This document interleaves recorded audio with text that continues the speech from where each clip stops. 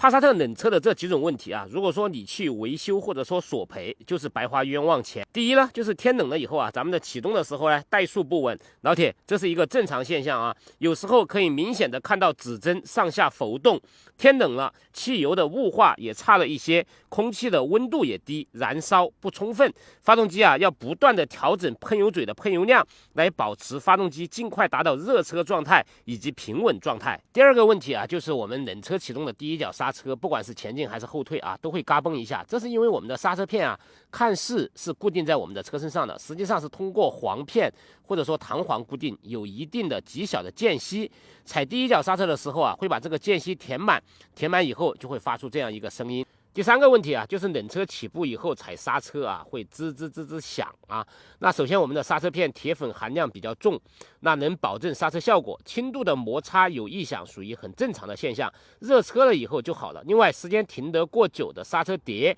那由于我们这个碟是铸铁材质，它一定会有锈斑，在磨掉这层锈斑的同时，也会产生一个沙沙沙沙响的声音。第四个问题啊，就是长时间的阴冷环境停车，那我们解开电子手刹起步的时候啊，后面两个轮发出钢铁断裂的声音哈，这个挺吓人，看似挺吓人，实际很正常啊，一讲大家就明白了。这是因为我们的电子手刹是刹的后面的两个轮子，它是通过电动机把刹车片和刹车碟紧紧的把它给按压在一起。那按压紧了以后，由于长时间刹车片和刹车碟产生了一个粘连的效果。当电子手刹松开的时候啊，但是我们的刹车片和刹车碟完全不会脱离，那这个时候就需要我们的轮子转动，也就是说前进和后退的动力，硬生生的把那个刹车片从刹车碟上扯下来，那声音很大，但是也属于正常现象。第五个啊，就是我们冷天走颠簸路段或者说起伏路段哈，前面随着道路的起伏吱嘎吱嘎响。那首先恭喜你买到了正宗的帕萨特，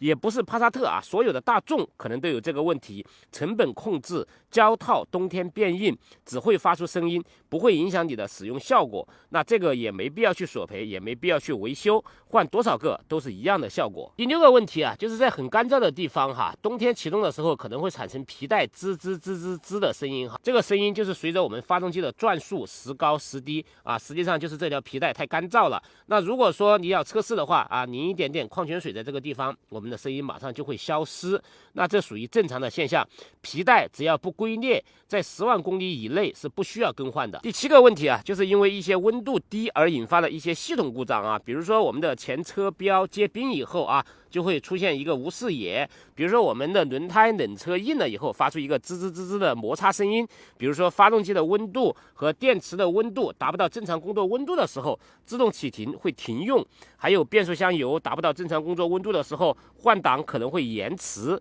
那这些都是和温度有关的问题，温度一高，天气一热，车子就正常了。这也是我直播间和粉丝群冬天来临之际问的最多的几个问题。车子的冷车状态啊，是不能作为正常的工作状态的。冷车状态啊，只是车子在达到正常的工作状态之前的一个调整状态。所以说，冷车的时候有一些什么异响的声音，没必要太在意，而是反而要去关注热车正常行驶的时候发出来的一些声音。讲一个真实的粉丝案例啊，就上个月开始觉得怠速抖动，觉得车子有问题，车子才跑了1万多公里，去 4S 店呢硬要索赔，4S 店没办法，清洗了节气门还不行，又换掉了4个火花塞还不行，又做了干冰清洗。兄弟们，1万多公里的车子做干冰清洗是什么概念啊？这样一步一步的就进入了索赔怪圈。最后还是要劝我所有的粉丝以及帕萨特车主哈，车子是没有开坏的，只有修坏的，只有改坏的，只有放坏的，不要太敏感，认真赚钱，早日换上自己心中的梦想之车。